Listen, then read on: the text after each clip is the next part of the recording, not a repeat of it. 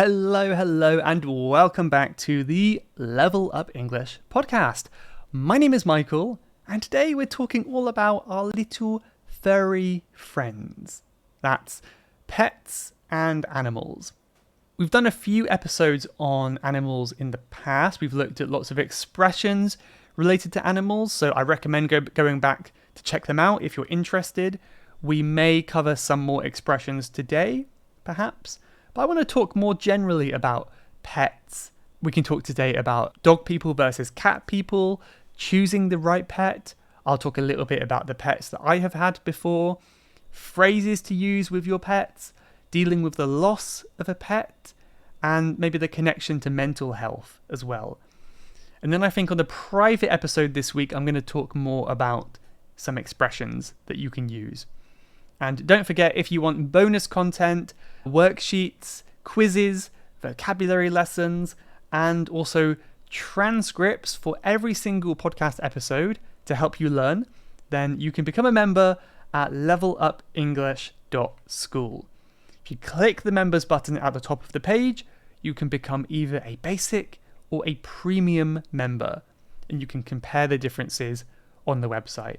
I hope to see you there, and I hope to chat with you if you do decide to join.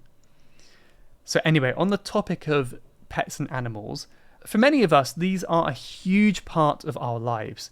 We spend a lot of time and a lot of money looking after them and trying to take care of our furry friends. And I definitely have a huge soft spot for animals. If you know me, it's especially cats. I love cats so much. So if you have a soft spot for something, that means there's a place in your heart especially for that thing. You can say it for a person, an object, an animal, but yeah, I have a soft spot for cats. I will always love cats. I always want to take care of cats. But you know, it got me thinking that dog people and cat people are often very opposed. You know, I mean, I like both. I like dogs and cats, but I prefer cats. And it seems like most people prefer one or the other. I don't often meet people who like both equally. I don't know why, that's quite unusual. But I wonder if one reason is because it's a reflection of your personality. I thought that could be why. So I decided to look it up. I want to share with you what I found. So according to this study, people who preferred cats tend to be higher in openness and neuroticism, while people who like dogs tend to be more extroverted and agreeable. So that's really interesting. So it also says here studies have found that people who like dogs more tend to be more dominant in social interactions and are more likely to be narcissistic. Oh, that's narcissistic is like when you think very highly of yourself. You think you're very important. So that is very interesting. I kind of like that because it makes cat lovers seem better, doesn't it? But that's just one study anyway. In my experience, it does take a very different kind of person to like each one. I feel like my understanding is people who like dogs, perhaps they might feel lonely and they want some attention in their lives. They want someone to be depending on them, always looking up to them. For me, perhaps I'm more introverted. That is just way too much for me. I do not want someone following me around the house all the time. That is just way too much. I much prefer a cat because they can live very independent lives. When they want to, they can cuddle with you, they can be sweet to you.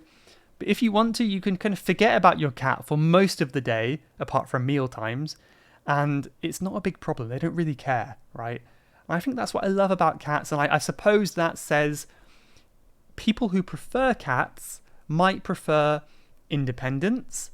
They might value their freedom more, and maybe other things like that. I'm not sure, but yeah, for me, having a dog just seems incredibly stressful. I don't know why people do it.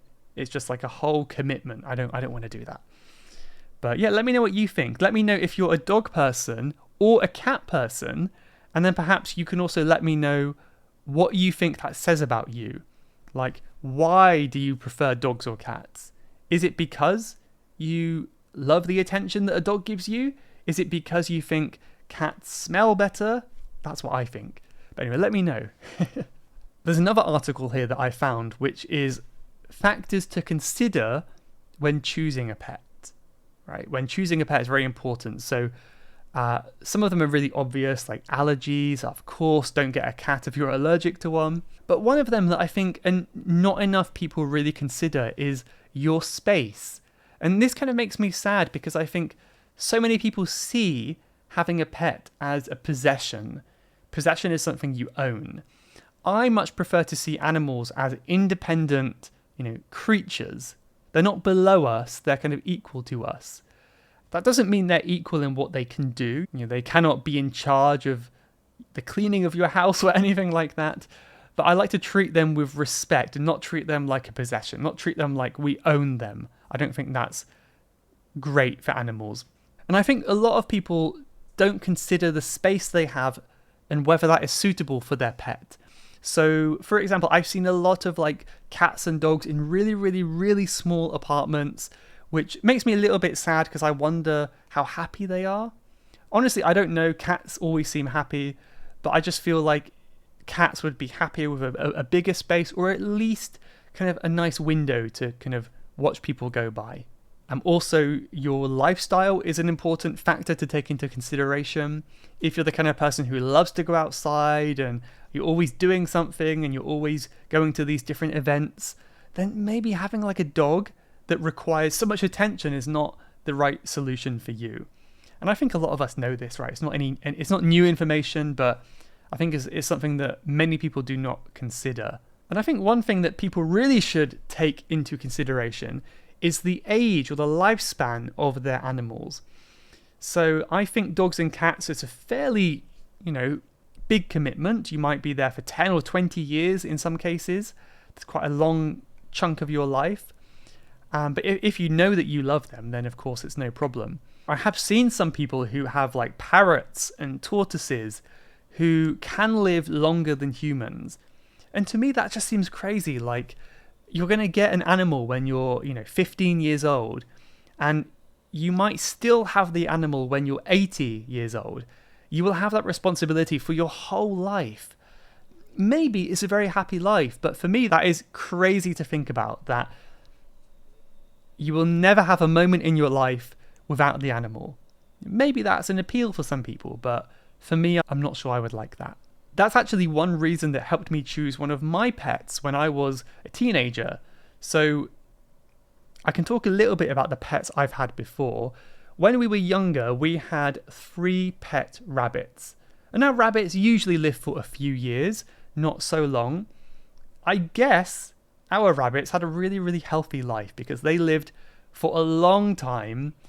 They all lived over the age of 10 years old. And I think the last one was maybe 12 years old or 11 years old or something like that. We must have got them when we were about 7 or 8 years old. And then probably they died when I was about 18, maybe. That's a long time to have rabbits, but they were so sweet. I think rabbits are such a great pet for kids. Luckily, ours could sit in the garden. They had a nice space in the garden where they could enjoy the sunshine. They could eat grass. We had a nice space for that. So maybe that's why they lived so long, because they had natural food from the ground. They had lots of exercise in the garden. I think they had a good life. I think that's all we can really do for our animals, right? Is give them that good life. But then when I was a teenager, I guess I was about 16 or something, I wanted more pets. And I got really obsessed with the idea of having pet rats. I really liked rats at the time. And I thought it was a really good choice for me because the lifespan of a rat is just 1 to 2 years. It's very, very short. So even if I hated it, I could 2 years, it's no problem. I can do that. So yeah, in fact, I think they lived for 3 years or something like that. They lived a little bit longer than the expected lifespan.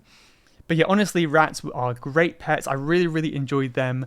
They were so intelligent, so smart, so friendly, and I think that they loved their life. They really enjoyed their life running around my room, and they had a lot of places to explore as well. So they were good pets. Unfortunately, rats are prone to tumours. So tumour is a kind of a growth. Usually it's like cancer or something. If you have a lump that grows in your body, This could be a cancerous tumour. Tumour is a growth. If you're prone to something, that means you're likely to get something. It's likely to affect you. Rats are prone to these tumours, and it's often what kills them. They get cancer or something like that, and they die. One of my rats had a huge lump on kind of the base of its tail, like a really big lump. It was almost the same size as its head, like a huge lump that really looked uncomfortable.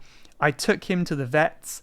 Actually, it was a girl. I took her to the vets, and the vet said, it's very unlikely that she would survive. We need to kind of put them down. This phrasal verb has a few meanings, but when we talk about animals, to put down means to kill them. But it's not just kill, it means to kill them to end their suffering. If an animal cannot be helped, we put them down to end their suffering when they're very sick. So that the vet suggested we put them down, and I said, I was a very stubborn, probably 18-year-old kid, and I said, no, I will not give up on my rat so easily. I really love her. I'm not going to do that. So I think we went to another vet, and they agreed to do the surgery on my little rat.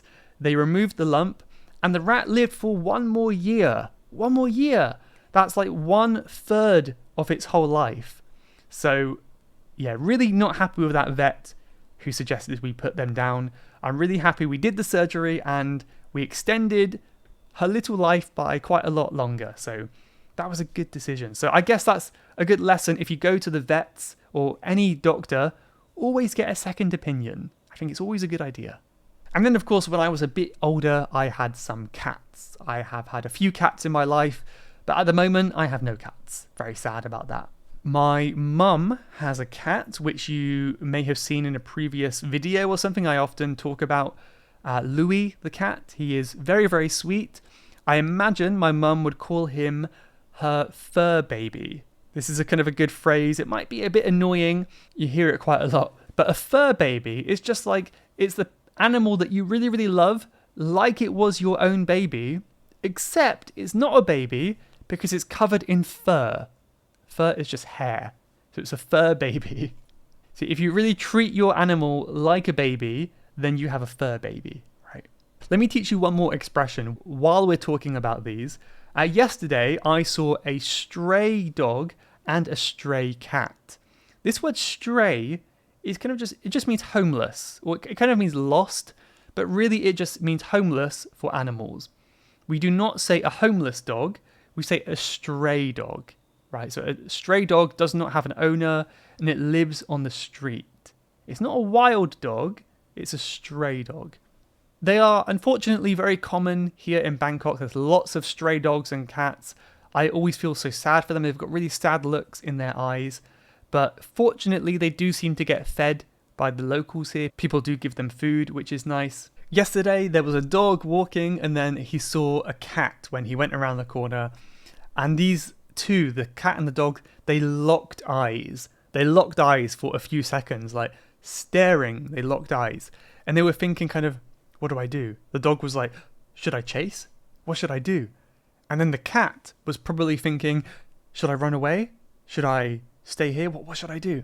And then eventually, the cat just sprinted the other direction, and the dog was kind of left there like, kind of confused, like, what do I do now? Why did he run away? Maybe the dog just had no energy to chase, but that was quite funny. The cat was really terrified, and the dog just did nothing. And maybe the dog kind of walked away with his tail between his legs. So that's the expression I want to teach here. If you have your tail between your legs, it comes from dogs, but we can use it for people. And it refers to someone who seems embarrassed because they were defeated by some situation. Let's use a physical example. Let's say you and I, we have a fight. We kind of throw a few punches, we're hitting each other, and then you win the fight. I lose the fight. Then I walk home with my tail between my legs. I'm defeated, I'm ashamed, I'm embarrassed. So that's what it means. It's just an expression when you kind of have to feel defeated and embarrassed. I walk home with my tail between my legs and my head low. Actually, here's one more phrase that I just thought of, and this is a phrasal verb, which is to lap up. To lap up.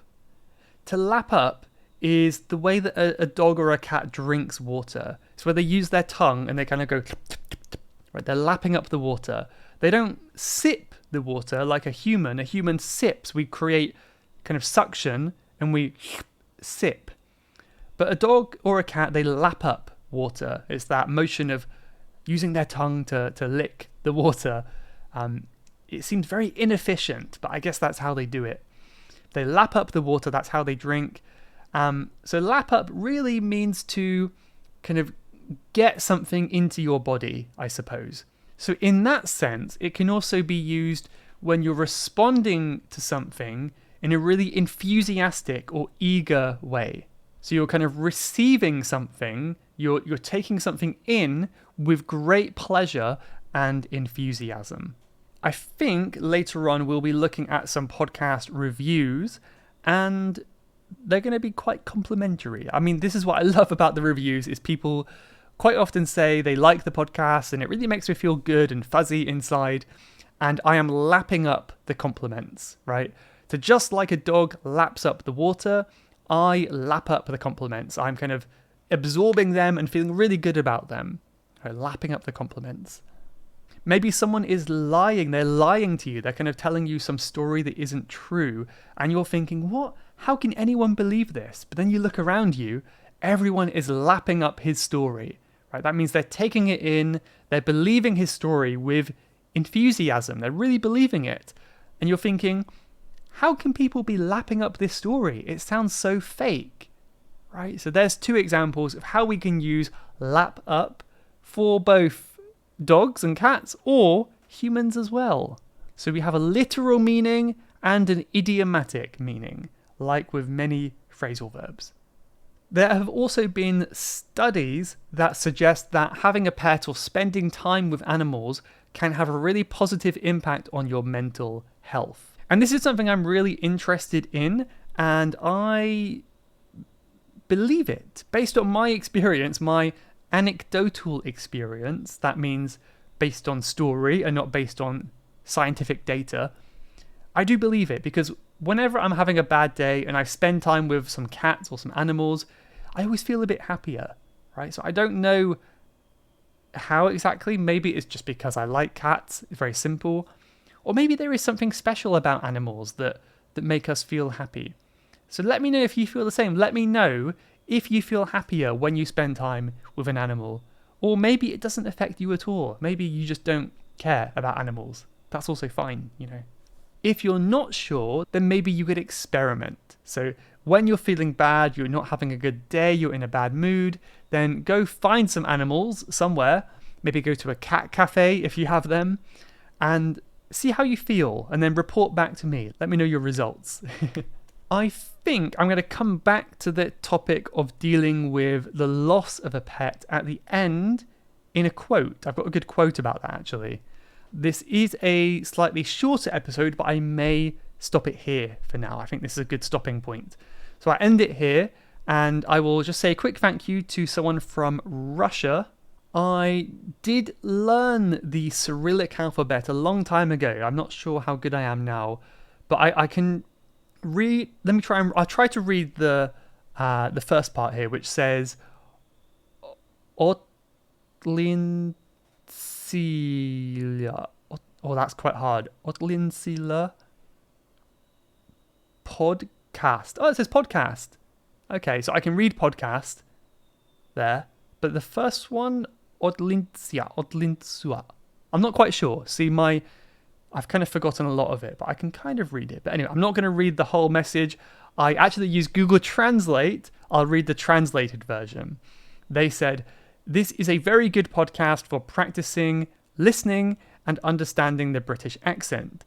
The presenter is very talented and professional in his field. I recommend." Well, thank you very much. I appreciate that from Russia. Thank you very much. Spasiba. And actually, I think it's just that review for today. So let's leave it there. Let's go back to the quote I was mentioning before. So, dealing with the loss of a pet. pet is always very, very difficult. Very often, a pet is like family, and we grieve for them as if they are family. So grieve means to kind of cry and deal with your emotions after someone dies. So the grief we feel for a pet is often very similar to the grief we feel for a human, right? It's often very similar. And for some of us, we can have connections with pets that are very similar to connections with humans as well. It really can be a strong bond that you can have with your pets. As you know, I don't have any pets anymore, which means all of my pets have now passed away, which is really sad, but this quote is quite special to me, and it's also quite sweet. This is, your pets might only be here a part of our lives, but to them, you are their whole life. Right? So in other words, it might be very easy to think, oh, I had a pet once, yeah, he was nice, but yeah, he was just a pet I had for a few years. But from the pet's point of view, you are their entire lives. Like, imagine that. You're so special to them, you're in their entire lives, and it's really quite a sweet way to think about it. And I think that's one of the best things to think about when you're dealing with the grief and the sadness when you lose a pet is, what kind of life did they have? You may have been their whole life, but did they enjoy it? Did they have a good life? And I think if they had a good life, then you can be happy. Life out there in the wild is not easy for a lot of animals. And in fact, many pets have been sadly abandoned and are now in homes waiting to be adopted. And if you have given your pet a nice life, a comfortable life, a life of fun and games, then that is the best thing you could have done. So for me, that's really comforting. I think that's a really nice quote, and I hope that helps some of you out there as well. Anyway, I'm going to leave it here. If you want to hear more from me, then check out our podcast on Friday, where I'll be talking about expressions related to animals. Hope to see you there. But thank you for watching or listening, and I'll see you in the next one. Goodbye. You have been listening to the Level Up English podcast. If you would like to leave a question to be answered on a future episode, then please go to levelupenglish.school/podcast. That's levelupenglish.school/podcast. And I'll answer your question on a future episode. Thanks for listening.